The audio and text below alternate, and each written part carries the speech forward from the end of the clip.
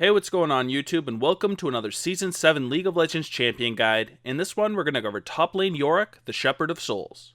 Fear not, I will make use of your corpse. Yorick is a pretty damn good split pusher and also makes for a really solid team fighter. He is of course a rather tanky bruiser and makes for a really solid frontline tank, but also deals a lot of damage at the same time. He's very easy to farm on because of his rather spammable Q ability and of course his minions. Then finally, if he does get ahead, he's one of those champions that can actually win a 1v2 fight. Yorick, however, is pretty weak without his minions. It does also take a while to get them because you do have to kill minions with your Q ability, and of course it does randomly spawn as well. Getting 3 or 4 of your graves can sometimes take a while though. He's a champion that definitely lacks mobility, but at least you can hold people in place and slow them. Then finally, your E ability is one that you must land. It is a skill shot, so it is dodgeable, but this is your ability that actually makes your minions jump onto a target, so it's incredibly important to land. Either way, Yorick does have the potential to be one of the best top laners in the entire game, and he can win the game by being a really strong team fighter or just split pushing all game. For my Masteries, I like to go 12 Ferocity and 18 Resolve, grabbing Grasp of the Undying as my keystone mastery. This is definitely the best pick on Yorick in my opinion because it's going to add a ton of lane sustain and you're going to be very hard to bully out of lane. For the rest of your Masteries, you'll want to focus on increasing your sustain as much as possible and take some increased damage in the Ferocity side. One alternative would be going 18 Ferocity and grabbing Fervor of Battle if you felt like your lane phase was going to be pretty easy and you wanted to increase your damage. In most cases, however, I'll stick with Grasp. For your runes, you'll want to go for attack damage reds, armor yellows, magic resist blues, and attack damage quints. With all this attack damage, last hitting's going to be a breeze, and since your Q does reset your auto attack timer as well, you can do a lot of damage with all this attack damage on the enemy champion. We then want to take that armor and the magic resist, so we are a rather durable champion. Of course, attack speed quints are going to be a very viable option as well, especially if you do want to have limited AD rune pages. The attack damage is better in my opinion, but take attack speed if you do have to.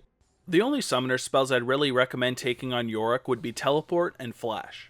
Flash gives you a really reliable escape in case you do get caught in a really bad position.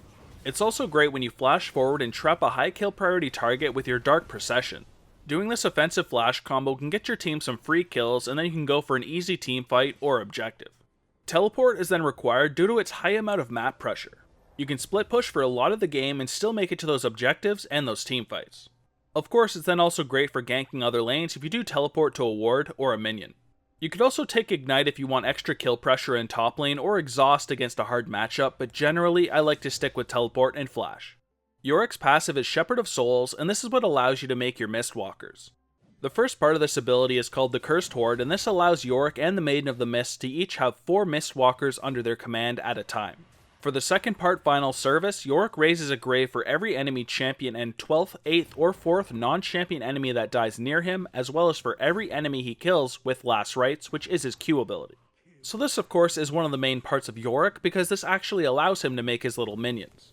You'll want to last hit with your Q ability as much as you can so you can actually spawn these graves. It takes a long time to get them passively.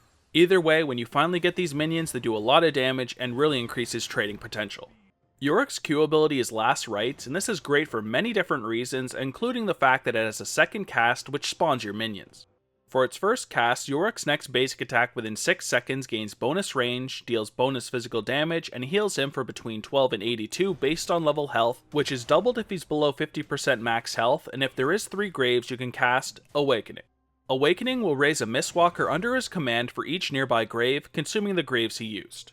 So this is a really strong ability because it has a low cooldown, heals him, and does a nice chunk of extra damage. As long as you're last hitting with it, you'll spawn graves, and when you do have 3, you can cast the second part and make minions. Max this ability first because it's great for the extra damage and the heal, and it also works great with your Trinity Force. Your W ability is Dark Procession, and it's a great way to hold people in place so you can get off your high damage combos. After a brief delay, Yorick summons a circular wall of spirits around the target area and lasts up to 4 seconds, which enemies cannot walk through. Dark Procession can be targeted by enemy basic attacks and takes 1 damage per attack, dissolving after taking enough damage, and this is between 2 and 4. So this is a pretty damn nice ability, but since it offers no damage whatsoever, we do want to max it last, but we do want 1 early point in it. Once we spawn a bunch of our Mistwalkers, we can trap the enemy champion in an area with Dark Procession, land our E ability so our minions target them, and get off a full combo. You and your teammates can freely move through the area as well, so you don't have to worry about blocking them off in a bad way, like an Anivia wall. Your E ability is Morning Mist, and it does a nice chunk of damage but also slows the enemy champion at the same time and makes your minions hit the target. When activated, Yorick hurls a globule of black mist that splashes across an off-centered area, dealing 15% of the target's current health magic damage to all enemies hit, down to a minimum threshold. Affected enemies are slowed by 30% for 2 seconds and marked for 4 seconds, during which Yorick gains 20% bonus movement speed when moving towards them. So this is a really nice ability because it does target current health magic damage, and since you want to use it early on in your combo, it will do a lot of damage. The tooltip doesn't say so here, but your Mistwalkers are attracted by whoever's hit by this Morning Mist, so if you do land it on the enemy champion, they will attack that target. Make sure you land this ability so your minions do their damage on the right target. They'll jump right on top of them as long as they're affected by Morning Mist. Yorick's ultimate is Eulogy of the Isles, and this of course allows you to summon the Maiden of the Mist. When activated, Yorick summons the Maid of the Mist, who remains on the battlefield until her death.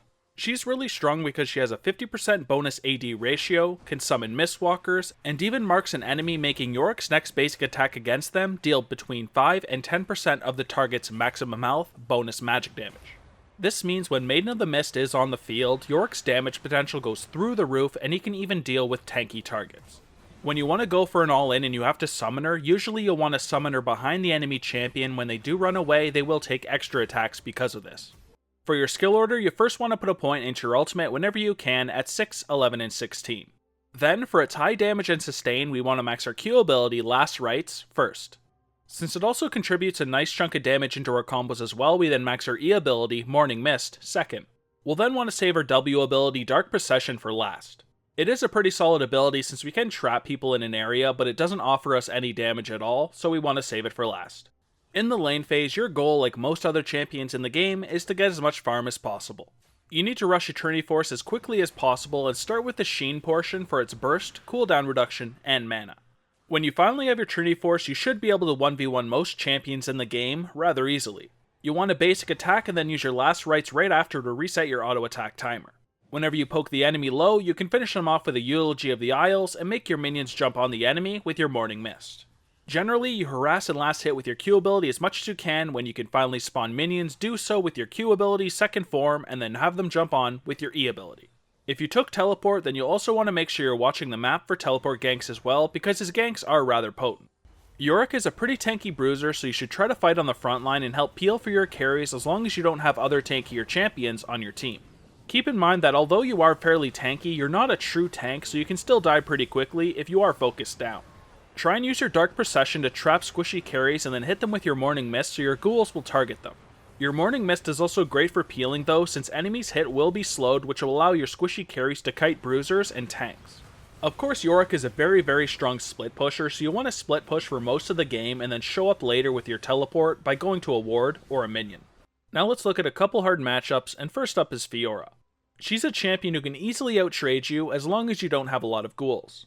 Whenever you do have a lot of ghouls, she can just use her mobility to run away and then re-engage later on. Avoid fighting her early on because she's much stronger than you. Wait until you have your Trinity Force and you can start chunking her relatively hard with your Q ability. Next here is Jace, and all you really have to do here is dodge his damn Shock Blasts. Just focus on dodging these, summon ghouls with your Q ability, and have them jump on top of Jace and do a lot of damage with your E ability while also trapping him with your W ability. He's pretty damn easy to beat for Yorick as long as you can dodge those Shock Blasts, but if they are landing, they will do a lot of damage considering you are rushing a Trinity Force. Next here we have Quinn, who's a really hard to deal with champion right now because she's really strong with the lethality build, and she does have a lot of damage from range and mobility, meaning you can't really get on top of her. Against her, you're going to have to play very defensively and just not die and farm as much as you can. Once you do have your Trinity Force and at least one defensive item, usually you can deal with her relatively easy, but you have to make it to that point in the game without her getting fed. Last here we have Renekton, and he's hard because he can kill all of your Mistwalkers with one empowered Q. This means as long as the Renekton's not completely clueless, you're going to have very little kill pressure on him. All you'll have to do in this lane is play more passively, farm as much as you can because you definitely outscale Renekton. Try to get your ghouls off when he's not empowered and sustain off him as much as you can with your Q ability and your Grasp of the Undying. Alright, now we have the item build, which starts with a Corrupting Potion and a Warding Totem. You could always go for something like a Doran's Blade or a Doran's Shield and a Health Potion as well, but generally you're going to get a lot more from the Corrupting Potion. For your first buys, you're going to want to pick up a Sheen and Boots of Speed. Then for the core build, turn that Sheen into a Trinity Force, get a ZZ Rot Portal, and a Spirit Visage. The Trinity Force is going to offer Yorick an absolute ton of damage, and the Q ability works so well with the Sheen component. The ZZ Rot Portal is definitely an item you can skip if you don't want that split push type of style, but it is really strong on Yorick, considering he already has really strong split push, and this makes it even better. You'll then of course want to get a Spirit Visage for its cooldown reduction, magic resist, and the fact that your Q will heal you even more. For your boot options, we have Ninja Tabis against high AD teams, Merc Treads against AP and CC, and Boots of Swiftness if you want all-around mobility. For your item pool, we first have the 2 shield type items in the Sterax Gauge and the Maw. Both are great items that add some damage, yet give you that defensive shield, making it a really good defensive pickup as well. Just make sure you don't pick up both, because they don't stack. Another item that's kinda similar in the fact that it gives offensive and defensive stats would be the Titanic Hydra. This, yet again, will give you some really nice damage, make your split push even stronger, and give you a really good health pool. Then of course we have all those armor options in the Dead Man's Plate, the Randuin's, and the Thornmail. If you're looking for added mobility, then you'll want to get the Dead Man's Plate. If you want to reduce crit damage, then you'll want to get the Randuin's. And if you're against a very high AD team and want max armor and also the ability to reflect damage, then you'll want the Thornmail. One last great item that makes you an even better team fighter would be the Guardian Angel. Coming back to life in a late game team fight can be absolutely broken, and Yorick can get off a lot more damage if he gets one. For your full build, if you want split push, you take your normal core build and then get a Dead Man's Plate and a Guardian Angel. This gives you a nice health pool, a ton of tanky stats, and some pretty damn good damage as well. Of course you have that ZZ Rot Portal in there to add even more split push, and if your Guardian Angel was on cooldown, you could also replace it with a Titanic Hydra to get even more split push. For your full build, if you want to be more of a team fighter, very simply, all you'll want to do here is replace your ZZ Rot Portal and get something like a Sterax Gauge. It'll give you even more damage and give you a really nice defensive shield. But that, ladies and gentlemen, covers everything I've got for top lane Yorick in Season 7. Don't forget to check out the video description below for a link to all my social medias, and keep in mind that I do Riot Point giveaways on Twitter, and I also have a Discord server, so those are 2 you should definitely check out. But other than that, thank you guys a ton for watching the guide. I hope you guys learned something new, and I'll see you in the next one. Peace. Hold up, ain't nothing gon' hold us. Put the devil to the side. Got an angel on my shoulder, and I'm like, hello. It's good to finally let go. I ain't worried about a thing. I just like to keep it mellow. Yeah, I like to keep it mellow. I smoke and keep it mellow. I drink and